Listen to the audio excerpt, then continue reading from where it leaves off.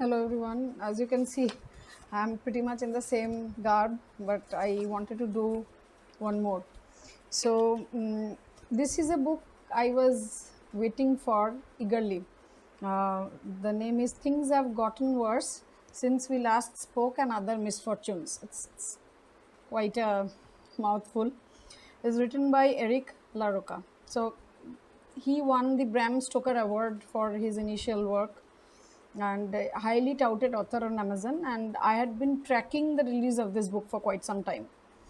So my typical afternoon routine, especially after I've had a heavy morning at the office, is I give myself about half an hour where I'll just get in, maybe browse some books or do a little bit of a reading just to refresh my brain before I get started for the second part of the day. So I bought the book around 2 p.m. today, and I could not stop.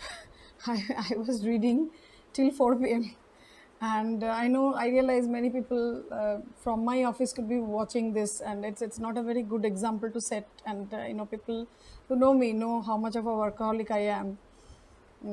But I couldn't stop myself, right? And I finished the story, right, which is same as the name of the book, which is Things Have Gotten Worse Since We Last Spoke. In that roughly 1.5 hours, I'd say, right? So,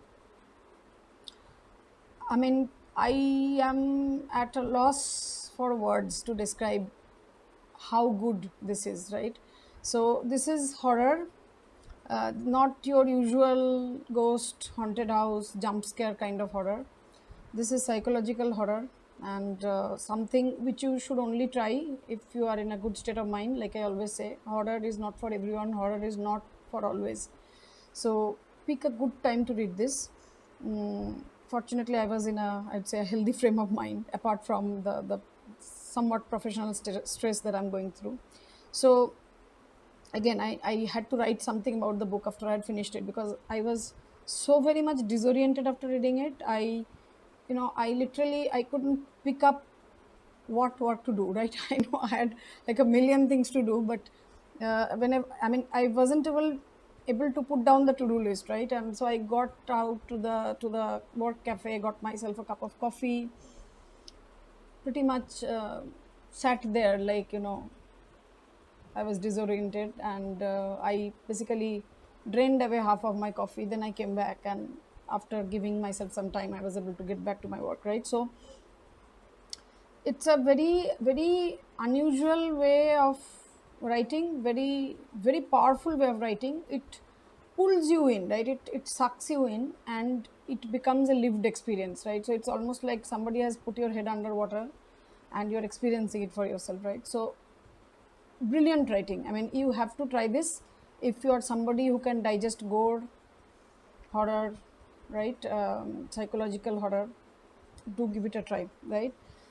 And when you start reading it, it's very beautiful, cozy writing, not very difficult language, not difficult at all, I'd say, right? But it's a very cozy kind of writing, and it you find yourself expecting or hoping that this book would not finish, right? That's the kind of writing it has. And by the you are like a, you are somebody on a happy path, and then suddenly you find yourself on a vehicle full throttle towards doom, and you are tempted and horrified at the same time. It's a one of a kind experience, right? You have to read it for yourself to figure out what it is I'm talking about. I know that, this book has, I'm already halfway through it, because I read the first story, novella, if you will. It's a little bigger than a story, about 150 pages. So there's another 100 pages to go, another two stories in this book. I'm fairly sure I'll complete it today itself before I sort of, nod off for the night. I'm going to buy the two other books by this author, right? Because I can't stop, right? And, this is very much what the wait. I was tracking the release of this book for about a month, and, you know, great payoff. Do give it a try. And this author, I'm sure he's one to watch out for, Eric LaRocca. Okay, see you guys in the next episode, and thanks for watching this. Bye.